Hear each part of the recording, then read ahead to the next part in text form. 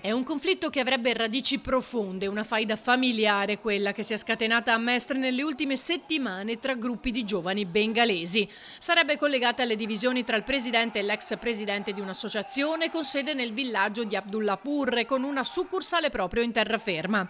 In Bangladesh nei giorni scorsi queste divisioni avrebbero addirittura provocato un morto, parente di uno degli anziani aggredito in via Allegri a Mestre martedì sera.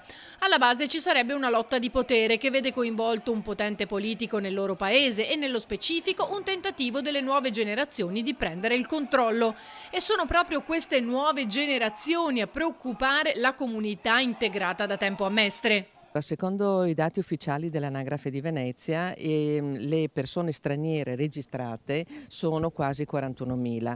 La comunità maggiormente rappresentata è quella bengalese, appunto, di cui stiamo parlando, e che conta più di 8.200 persone, quelle registrate. Poi naturalmente ce ne saranno delle altre non registrate.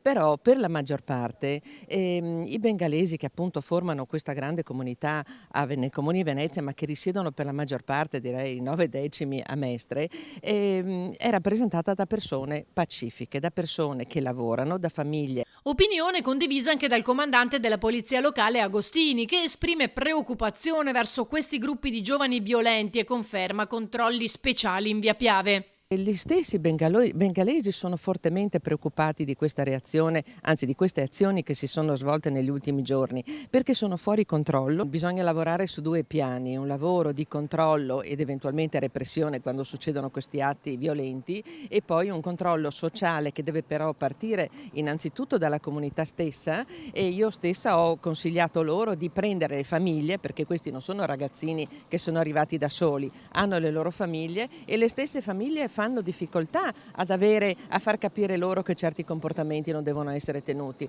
Per cui io personalmente ho suggerito loro di fare delle riunioni, magari con il rappresentante della religione, quindi l'imam, per far capire loro che qui loro devono stare in certe condizioni, devono comportarsi in certi modi per non distruggere tutto quello che è stato fatto in anni di grande lavoro. Il comandante della polizia locale ha fatto sapere che sarà anche materia di discussione al prossimo comitato provinciale per l'ordine e la sicurezza in prefettura.